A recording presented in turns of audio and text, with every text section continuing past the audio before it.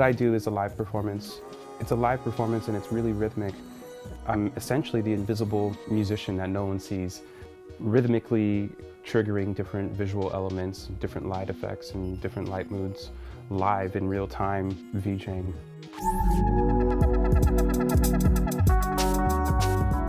With audiovisual art, to me, it came from film and became abstracted and, got translated through the infinite amount of people who do it, and that kind of just evolves into new forms and new forms, infinitely into the future. In March, Hiatus reached out to me. They told me a little bit about the show, the idea, and they explained to me that Vivid Festival was going to be supporting them a little bit. So they had a bit of a production to do something special. And since I've been so close with the band for the past 4 years, I think for them it made sense. John is a wizard. He's very creative. Yeah, you can't really pin it down. It seems like he's always trying to do new shit. I'm always constantly thinking of ways I can take what's interesting and share it with people. How can I make people feel what I'm feeling, I met him at the Werribee Mansion. He was roaming around the grounds and we ended up hanging out and becoming best friends. She was sitting with her band against the water at this little pond, and me and my friend walked past her and she stopped us and we all got together, and I think she recognized some of the art that I did, maybe the Philo show. He's an amazing visual artist, but he also knows us as people. So he's familiar with the music and he's our friend.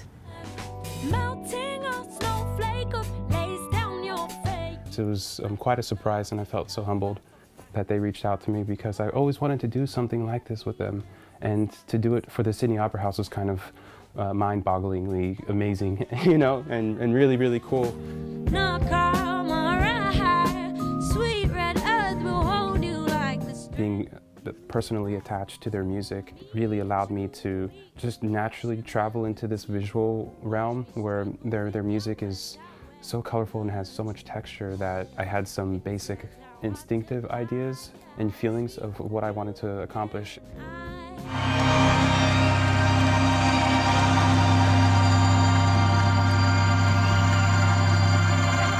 When I'm making stage plots, I kind of think about what would be the craziest thing that I can think of.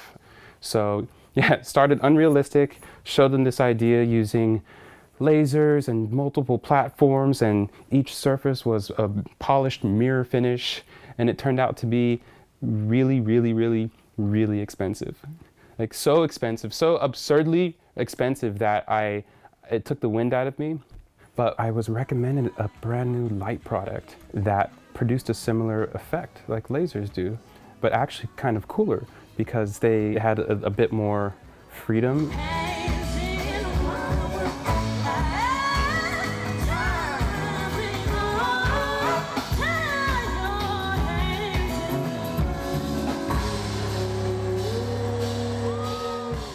I wanted to create walls of light.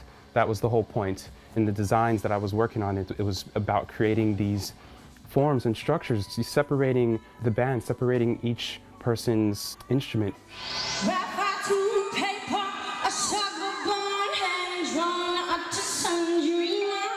Watching them play and watching their talent translate into the audience, into the crowd, is a magical experience on its own. And I didn't want to sever that cord that the band has with people, that connection. It needs to amplify what they're already doing.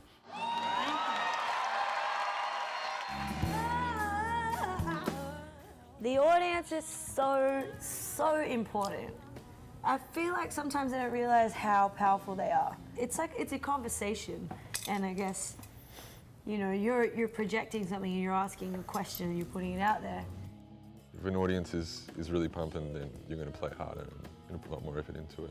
It really is like an invisible language that you have when you perform. When a crowd is excited and thrilled, you feel excited and thrilled, and in turn, you do something in response to that feeling, and then it heightens the experience for them. So it's very cyclical. For the Philo show, the first time we did it, Philo came out to the stage and he said, all right, so which set are we gonna do? All right, so what's the consensus? Are we sitting or standing tonight? Because I could go either way. If you guys want to sit, I'll play the sitting set. You guys want to party, you're going to have to stand up, though.